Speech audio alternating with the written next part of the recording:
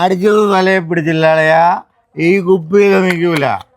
ഇനി ഒരു പൈൻ്റ് കൂടെ ഉണ്ടെങ്കിൽ എനിക്ക് തലയിൽ ഇത്തിരിയെങ്കിലും പിടുത്താവും. എനിക്ക് കണ്ട എൻ്റെ നീ നോക്ക്, നിനക്ക് പിടുത്തായ ഇല്ലല്ല ഇല്ല. ഇപ്പോഴത്തെ ഇതിലൊക്കെ കൊള്ളാൻ സർക്കാരിൻ്റെ സാധനമൊക്കെ തന്നെ. വണ്ടി കൂലിക്ക് ഒരു കാര്യം ചെയ്യാം.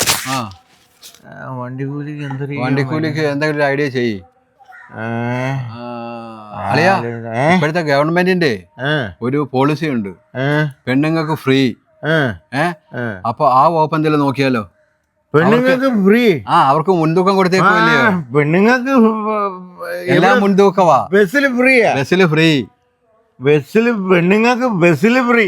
എന്റെ ദൈവമേ, ഈ നാട്ടിൽ ആണുങ്ങൾക്ക് ചോദിക്കാനും പറയാനും ആരുമില്ലേ? പെണ്ണുങ്ങൾക്ക് റേഷൻ കാർഡിൽ നിന്ന് ആണുങ്ങളെ പേര് വെട്ടി. റേഷൻ കടയിൽ സംഭരണം ഏർപ്പെടുത്തി 50% പെണ്ണുങ്ങൾ കൊണ്ടുപോയി. ഇനി തൊഴിലുറപ്പ് പെണ്ണുങ്ങൾക്കേ ചെയ്യാവൂ. പാവപ്പെട്ട കേരളത്തിലെ ആണുങ്ങൾക്ക് ചോദിക്കാൻ വേണ്ടി ആരുമില്ലേ? ദൈവമേ, നീ ഇതൊന്നും കാണുന്നില്ലേ?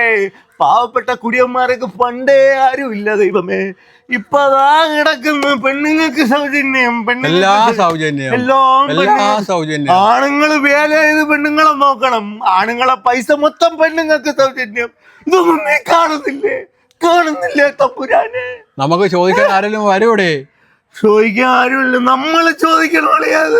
നമുക്ക് നീ പ്രതിഷേധിക്കണം. നമുക്ക് പ്രതിഷേധിക്കാം. എങ്ങനെ പ്രതിഷേധിക്കും? നീ പറ. നീ ഇറങ്ങിക്കഴിഞ്ഞാ സ്ത്രീയെക്കെതിരൊന്നും പറയൂലേ അളിയാ? പറയൂലേ? ഈ നാട്ടുകാര് പറയൂലേ?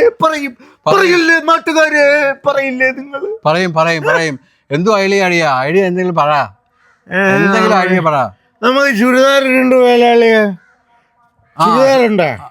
അവളില്ലല്ലോ, അവിടെ ചുരിദാർ എടുക്കാം.